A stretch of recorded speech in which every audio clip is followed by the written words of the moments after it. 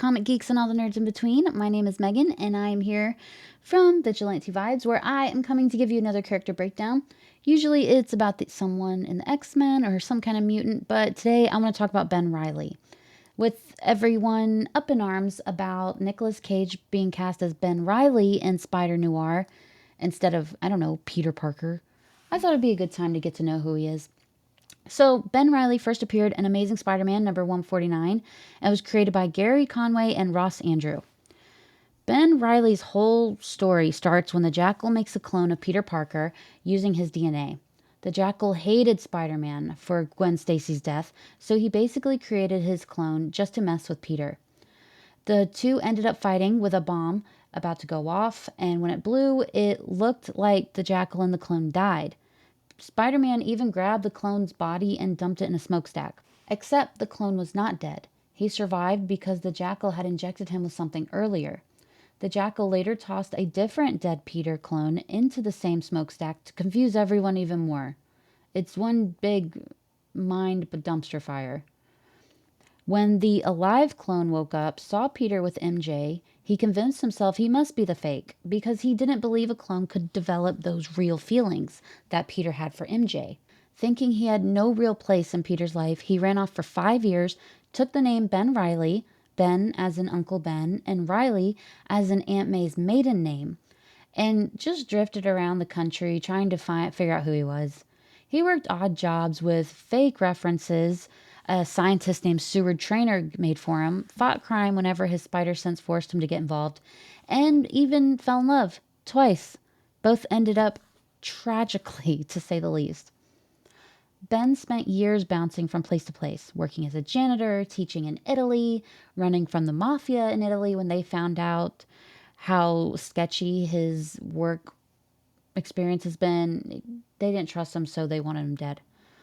And helping police in Salt Lake City, dealing with heartbreak, even trying and failing just to blend in and live quietly. Eventually, when he learned Aunt May was sick, he came back to New York, and that's when everything blew up.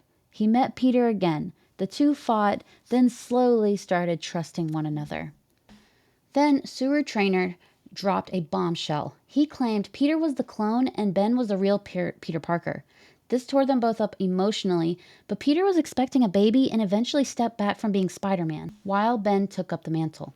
Ben tried to build his own life, dyed his hair, worked at a coffee shop, teamed up with the New Warriors, fought a whole lineup of villains, got caught in the endless Jackal-related chaos, and tried hard to honor Peter's legacy while being his own Spider-Man.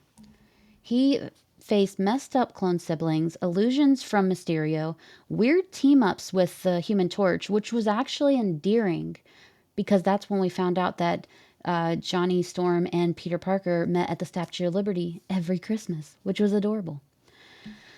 Adventures with the X-Men, run-ins with the Black Cat, court cases, hobgoblin drama, fights with Daredevil, more heartbreaking when Janine reappeared, then died, which was one of his girlfriends, only for Kane to reveal more layers of manipulation. It was nonstop. The Janine thing, she reappeared out of nowhere. Things are going really, really well. And Kane seemingly killed her. And turns out she was not dead. He injected her with something that made her appear dead. So, there you go. But it was nonstop. Then came the Onslaught event, the return of Norman Osborn, and the final twist. Norman killed Ben with his glider right in the stomach. And Ben disintegrated into dust, proving once and for all that Ben was the clone and Peter was the original. Peter scattered his ashes from the rooftop. But because it's comics, Ben did not stay dead. Miles Warren, the Jackal, brought him back through a brutal cycle of cloning, killing, resurrecting him a dozen times. Dozens of times. After suffering unimaginable trauma, Ben eventually snapped, overthrew the Jackal, and took over the identity himself. He built a company called New You Technologies, brought back tons of dead characters, recruited villains, tried, and horribly failed to build a better world. The whole thing spiraled into another clone catastrophe until the entire setup collapsed. Ben barely escaped, mentally and physically wrecked. Trying for a new start, Ben moved to Las Vegas and became the Scarlet Spider once again, which is, I don't know if I mentioned, that's what he called himself when him and Peter would fight alongside each other. He was a Scarlet Spider. But when he became the Scarlet Spider again, he was a mess. He was haunted by fractured personalities, hunted by Cain, stalked by death itself, involved with demons, and constantly teetering between redemption and self destruction.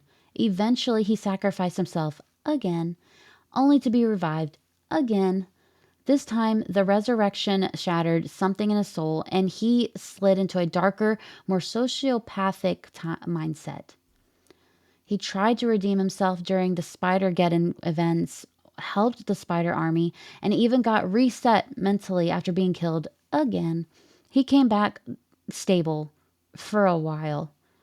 Ben drifted again, joined a weird Iron Man led space team, and then got recruited by the Beyond Corporation to be the Spider Man professionally. They helped break Janine out of prison, gave Ben a whole support team. Peter was badly injured early on, so Ben became the main Spider Man for a bit. But Beyond was super shady at manipulating him, messing with his head, and eventually wiping huge parts of his inherited memories. This broke him. Again. Peter eventually recovered and tried to help, but things got even worse. Ben, desperate to recover the memories that defined him, fell into a quantum chemical bath during a fight, mutated, and became Chasm, basically a broken reflection of Spider Man fueled by loss and resentment.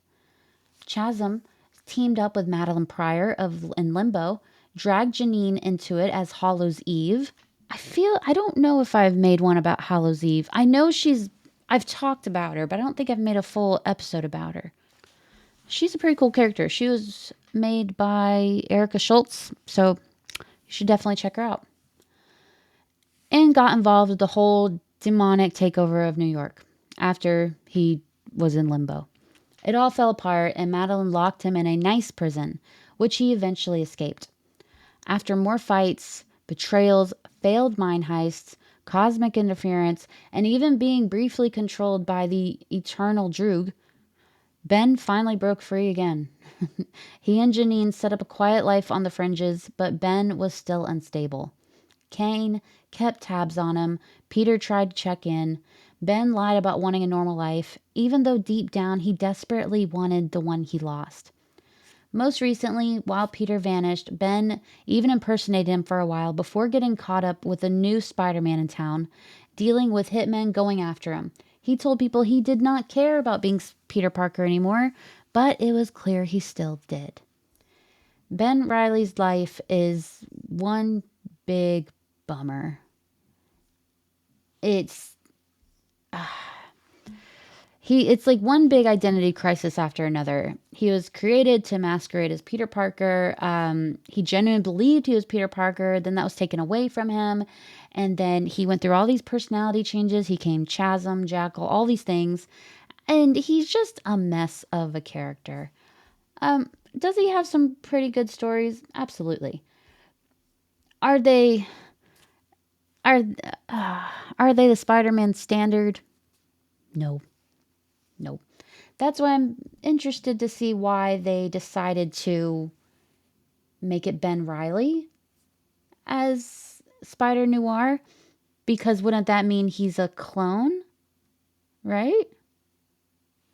I guess welcome to the multiverse, I suppose.